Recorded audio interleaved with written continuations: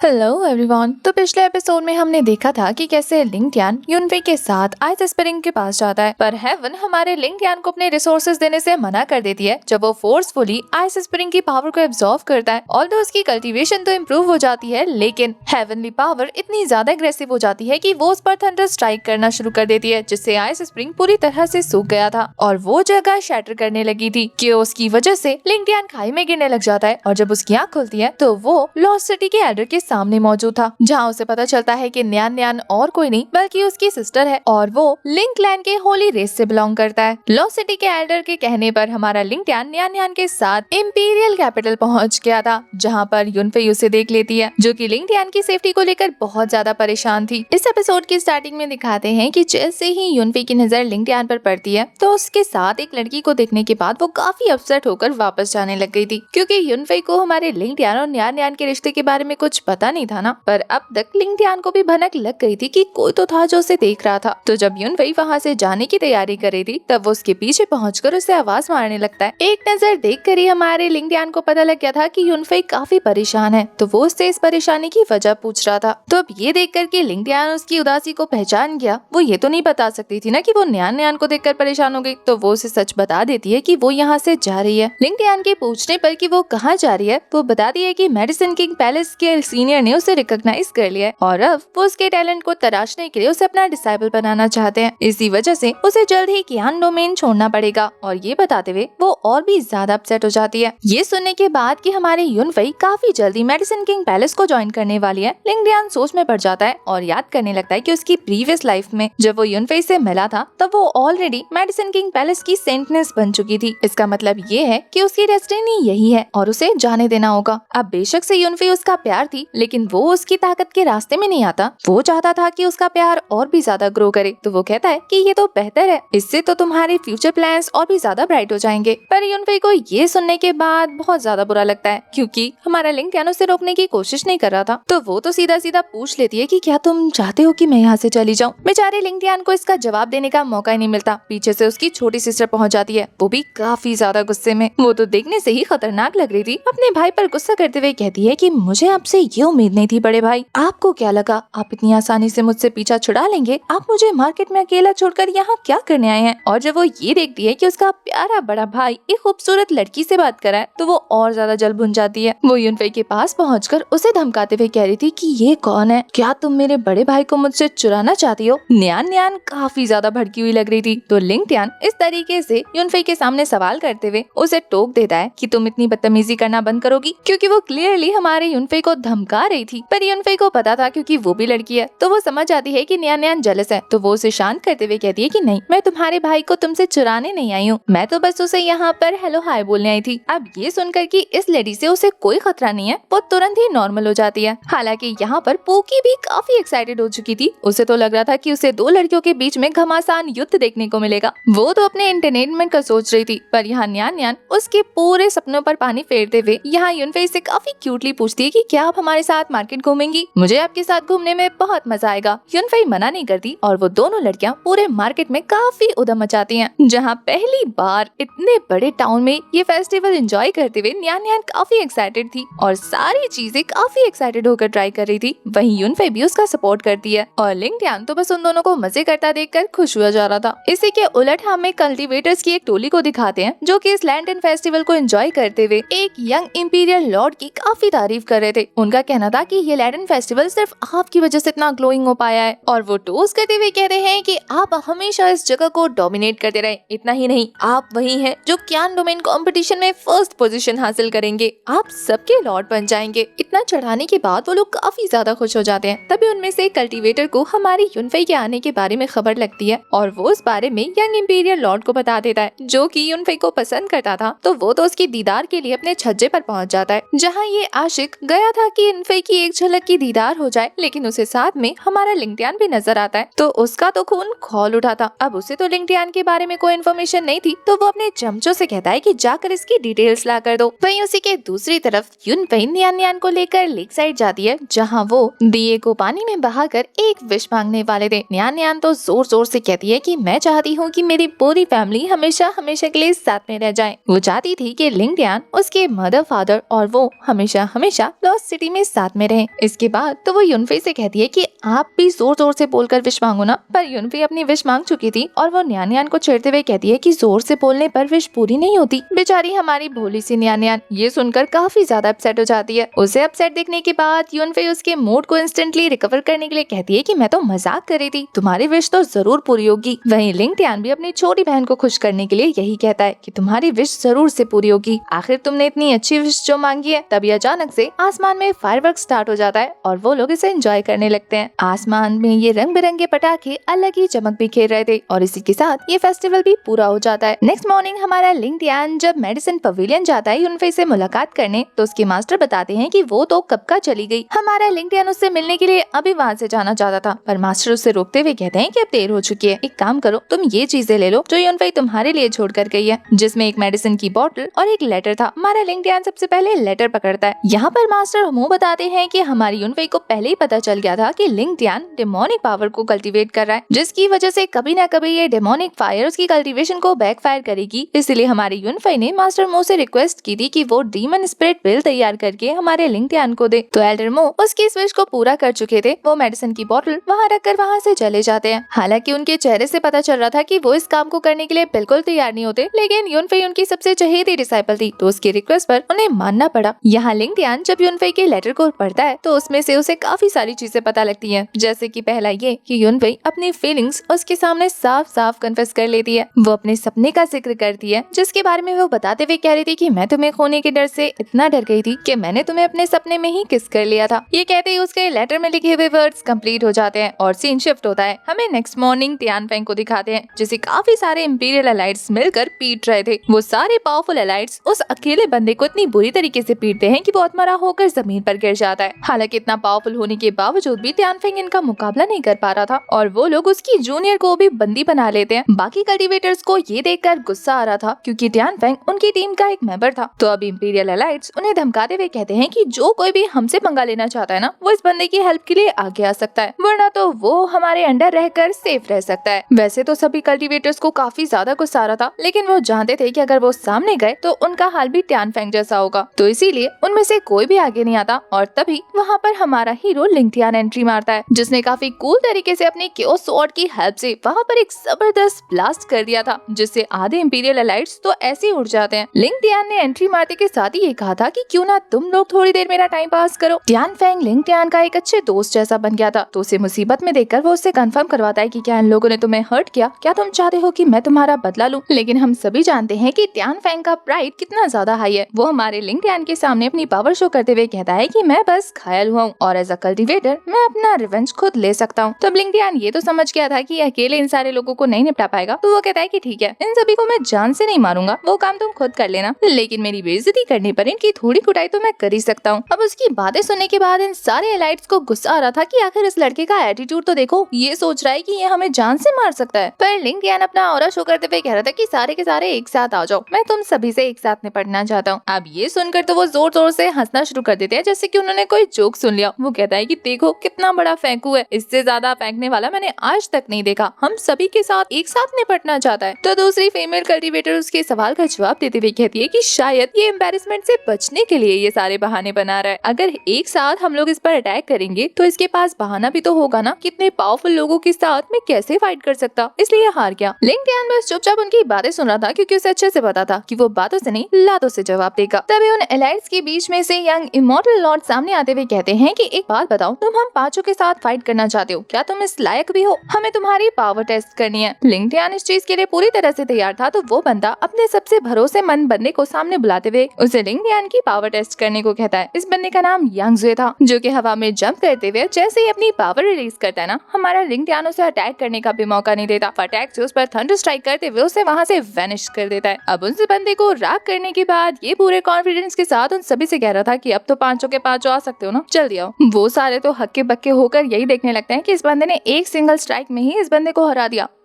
अब जब सभी को पता लग जाता है कि इस बंदे की पावर ऑर्डिनरी नहीं है, तो वो सारे के सारे उसे चारों तरफ से घेर लेते हैं, क्योंकि अब वो लिंगटियान के कहने पर एक साथ उस पर हमला करने वाले थे। वो सारे ही टेलीपैथी के थ्रू एक साथ कन्वर्सेशन करते हुए यही शो करना चाहते थे कि लिंगटियान कितना ज्यादा पावरफुल है। उन्हें तो उसकी कल्टीवेशन भी समझ नहीं आ रही है। अगर उन्होंने अभी से नहीं निपटाया तो ये कंपटीशन में उनके लिए काफी बड़ा मसला क्रिएट कर सकता है। तो इस लड़के को वो अपना दुश्मन तो नहीं समझना चाहते थे, इसलिए चाहते थे कि अभी के अभी एलिमिनेट कर दे। अब ये सारी कन्वर्सेशन करने में उन्हें टाइम लग रहा था, तो लिंगटियान उन्हें छेड़ते हुए कहता है कि किस चीज का इंतजार कर रहे हो, अटैक करो। हालांकि हमारा हीरो तो चुपचाप खड़े होकर उनकी नौटंकी देख रहा था और वो सारे के सारे मिलकर अपने पावरफुल अटैक्स प्रिपेयर करने लग जाते हैं। उनमें से एक कल्टीवेटर हवा में जंप करते हुए अपने कंपास का यूज करके वहाँ पर की जैनली फॉरबिडन कंपास बैरियर क्रिएट कर देता है। इस बैरियर को बनाने का उनका सिर्फ एक ही मकसद था कि उनके ये खतरनाक अटैक बाकी सारे ऑडियंस को इफेक्ट न करे और वो लिंगटियान को जान से मार दे। ऑडियंस उनका प्लान देखकर हैरान रह जाती है, लेकिन लिंगटियान अभी भी काफी ज्यादा शांत था। जबकि एक कल्टीवेटर अपनी पावर का यूज करके फॉर्मेशन बनाकर उसके पैरों को पकड़ लेता है और बाकी सारे कल्टीवेटर्स अपनी खतरनाक टेक्निक का यूज करने लगते हैं, जिसमें था इविल फायर बर्निंग हेवन, दूसरा था वाटर ड्रैगन चैन, तीसरा है माउंटेन्स एंड रिवर्स मूव, चौथा है विंड ब्लेड स्ट्राइक। ये चारों ही अटैक उसे चारों तरफ से घेर कर एक साथ स्ट्राइक हो गए थे। पर लिंगटियान अपनी आंखों से अपनी पावर एक्टिवेट करता है और देखते देखते वहाँ पर उन अटैक्स की वजह से काफी जबरदस्त ब्लास्ट क्रिएट हो जाता है। इतने ज्यादा खतरनाक थे ये अटैक कि आसपास के बैरियर में क्रैक्स पड़ने लग गए थे और सभी लोग सोच रहे थे कि ये लोग कितने इनह्यूमन तरीके से बिहेव कर रहे हैं इस कल्टीवेटर के लिए। वहीं वो चारों भी यही सोच रहे थे, कितने खतरनाक स्ट्राइक खाने के बाद अब इसकी राख ही बची होगी। पर तब एक कूल तरीके से धुएं के अंदर से हमारा लिंगटियान बाहर निकलता है, ये कहते हुए कि मुझे लगा था कि इंपीरियल एलाइड्स में कुछ खास बात होगी, पर तुम लोगों में कुछ नहीं। अगर ऐसी पावर के साथ इंपीरियल एलाइड बन सकते हैं तो फिर तो उन्हें जीनियस कहना बेवकूफी है। लिंगटियान को अपने सामने देखने के बाद इन सभी लोगों की सिटी-पिटी तो गुल हो चुकी थी। वहीं लिंगटियान बाहर निकलते डीमन गॉड ट्रांसफॉर्मेशन को एक्टिवेट कर लेता है, जिस टेक्निक को देखने के बाद एक कल्टीवेटर को लगता है कि ये शायद डीमन किंग बॉडी होगी, पर उसकी सबऑर्डिनेट उसे बताती है कि ऐसा कुछ नहीं है, ये बस एक टेक्निक है, वो भी ऐसी वैसी टेक्निक नहीं बल्कि किंग टायर टेक्निक। अब वो ये बात अच्छे से समझ चुकी थी। इसी के साथ लिंगटियान एक जबरदस्त एनर्जी रिलीज करता है और वो सभी लोग काफी पीछे हट जाते हैं। हालांकि उन्होंने अब भी हार नहीं मानी थी, वो समझ गए थे कि वो इस लड़के को कुछ ज्यादा ही अंडर एस्टिमेट कर रहे थे, इसलिए अपनी पूरी पोटेंशियल का यूज करके वो सारे कल्टीवेटर्स एक एक करके उस पर अटैक करने बढ़ते हैं। पर लिंगटियान तो अकेला ही इन दोनों पे भारी पड़ रहा था। बेचारे दोनों तो हक्के बक्के रह जाते हैं कि आखिर ये लड़का है क्या चीज।